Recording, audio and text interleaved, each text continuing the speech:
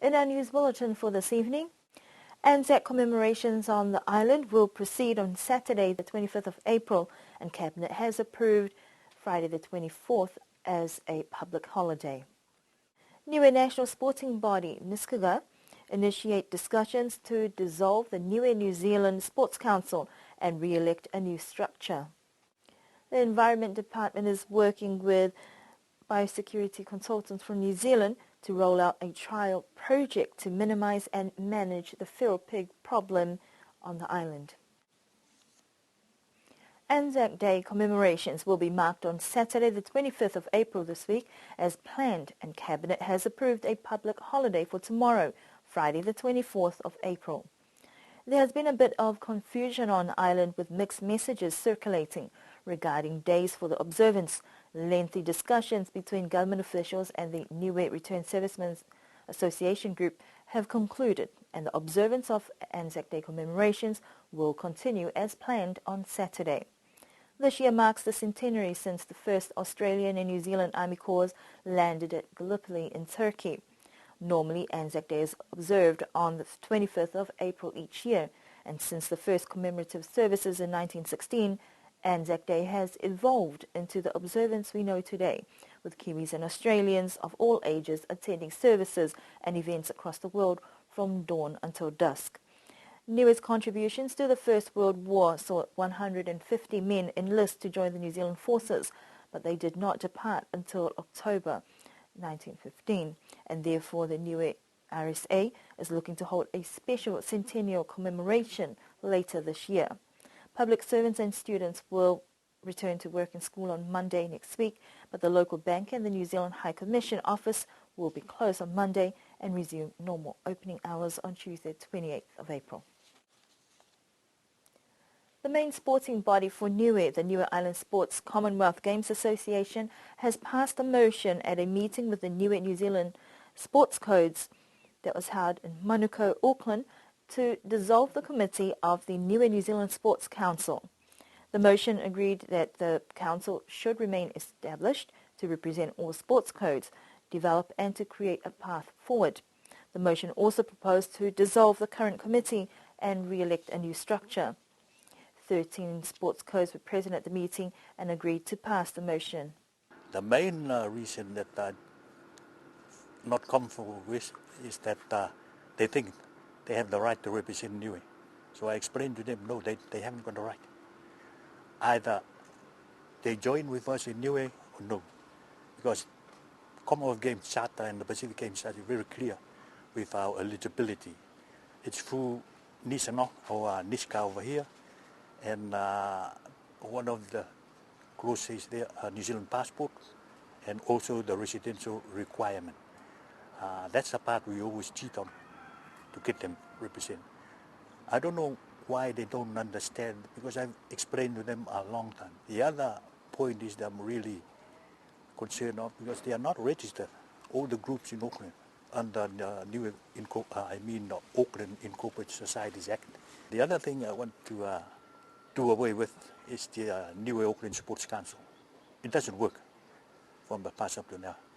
And we have a very heated discussion, and in the end we agree that they will get all the sports code together, leave the Niue Auckland Sports Council, but elect the new members. So what we agree on that resolution is that they draft the constitution, get all the sports associations like Niue Auckland Athletics Association registered, and then come together in June when we went back on our way to PNG, and they can have an election to elect new members. We'll be there as an observer. They run everything to elect the new committee. And that new committee will be affiliated with us, with the main sports body here. That's the only way they can send a representative to participate at the Pacific Games and Commonwealth Games. According to the new president of Niskaga, Alan Tano, Niue sports codes in Auckland need a new and robust approach if it is to develop further, and that is the aim for the next 4 years. He said the only way forward is to ensure there is focused priority on the athletes, as well as ensuring the opportunities are maximized for all elite Niuean athletes. We have the authority who will represent Niue at the Pacific Games and Commonwealth Games. I told them, they have no right to represent Niue unless the main sports body over here, NISCA, and their member sports code approve. If not, I explained to them there's two options I give them. One is they go with us or we forget them. The reality is this. I don't know any Niueans who make it to any New Zealand team. And then in the end, they look to us and they understand that. And they understand it very clearly that they couldn't do it. So that's the only option. It's up to them to do it. It's not to us. We can go alone. Forget them. Mr. Tano also said that the new executive of Niskaga wants to create more impact on Niue sports to encompass all codes abroad, bridge the gap with the island and to guarantee a solid relationship between all Niueans in sport. The date proposed for the meeting in Auckland to select a new executive of the New Zealand Sports Council is the 2nd of July. The Environment Department is embarking on a project to address the feral pig problem, and a biosecurity consultant from New Zealand is on the island to introduce some new methods.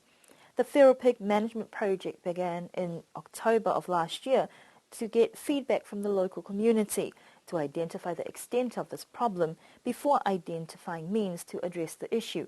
We're doing trials here on 4 new methods, and the one we see here today is a lured enclosure, where we try and entice the entire family of pigs into the enclosure.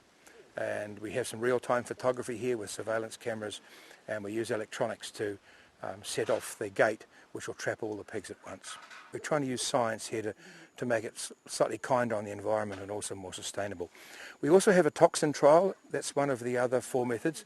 This toxin is sodium nitrite, which is actually the brine used for curing corned beef and pork and ham and salami and sausages.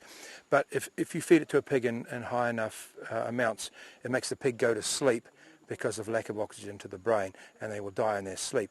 It's a very safe toxin in that there are no residues. If an animal gets a sublethal dose and wakes up and runs around, you can kill it and eat it the very next day. It doesn't bioaccumulate, it doesn't have a residual in the soil. It's very much like getting a very big dose of corned beef, really.